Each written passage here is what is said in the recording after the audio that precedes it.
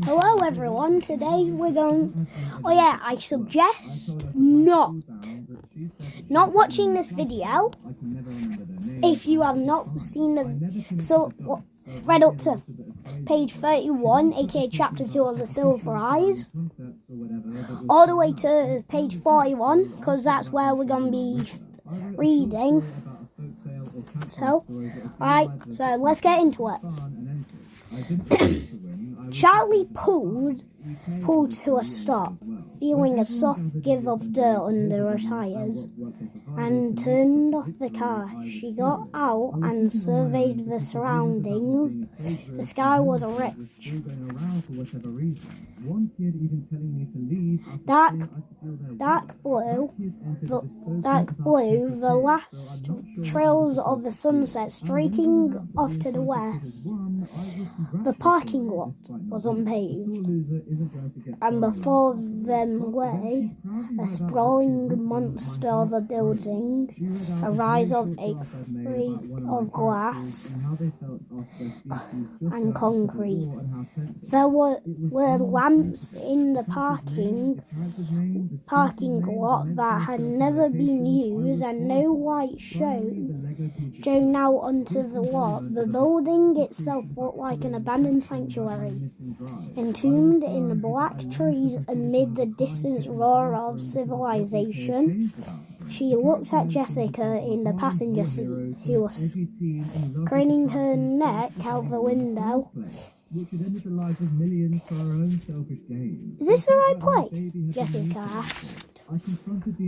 Charlie shook her head slowly, not quite certain what she was seeing. I don't know, she whispered. Charlie got out of the car and stood in silence as John and Carson pulled up beside her. What is this? John stepped out of the car cautiously and staring blankly at the monument. Does anyone have a flashlight? He looked at each of them. Carson held his keychain and waved around the feeble glow of the penlight for a minute. Great, John muttered, walking away with registration. Hold on a sec. Charlie said and went around to her trunk. My aunt makes me carry around a bunch of stuff for emergencies. Aunt Jen, loving but severe, had taught Charlie self-reliance above almost anything else before she let Charlie have her old blue Honda. She had insisted that Charlie know how to change a tire, check the oil, and know the basic parts of the engine in the trunk. In a black box tucked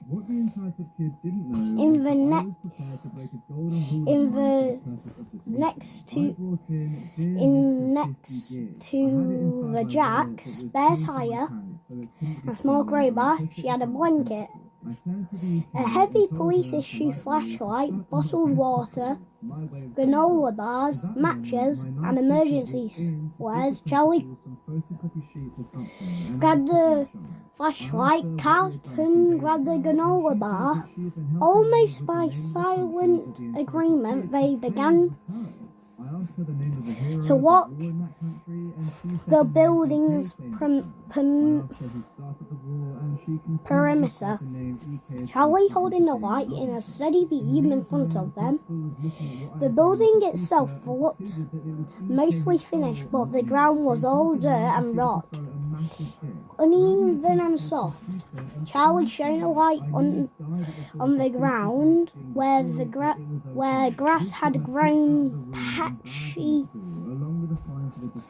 patchy in the dirt, inches long. No one has been digging for a while, Charlie said. The place was massive and it took a long time to circumnavigate. It wasn't long long before the rich blue of the evening was overtaken by a blanket of scattered silver clouds and stars. The surface of the building were all the same, smooth beige concrete with windows too high up on the walls to see inside. Did they really build this whole thing and then just leave? Jessica said. Carson, said John, you really don't know anything about what happened. Carson shrugged expansively. I told you I knew there was construction, but I don't know anything else. Why would they do this? John seemed almost paranoid. Scouting the trees as though eyes might be looking back at him. It just goes on and on. He squinted, gazing along the outside wall of the building, which seemed to stretch endlessly into the distance. He glanced back to the trees, as if making sure they hadn't missed a building somehow. No, it was here. He placed his hand on the drap concrete facing.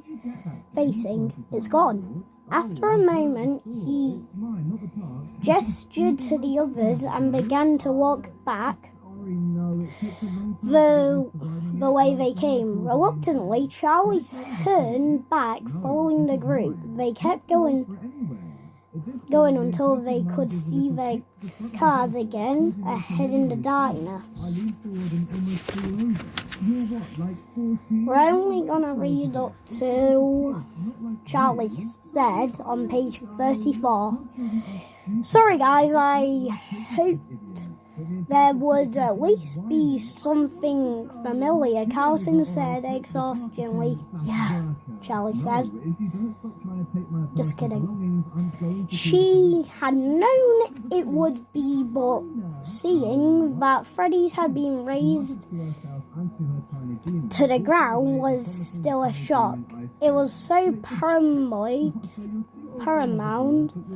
sometimes in her mind that she wanted to get rid of it, wanted to scrub the memories, good and bad, from her head as if they had never been.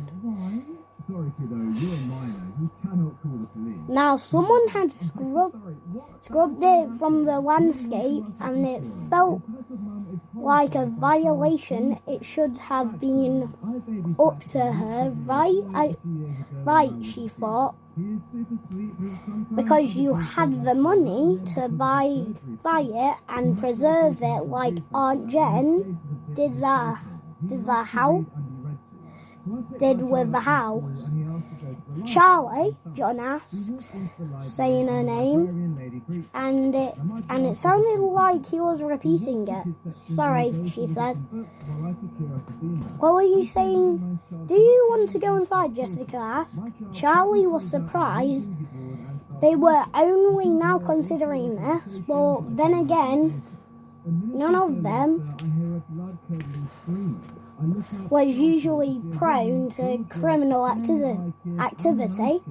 The fall was a release, and she took a deep breath, speaking on her exhale. Why not?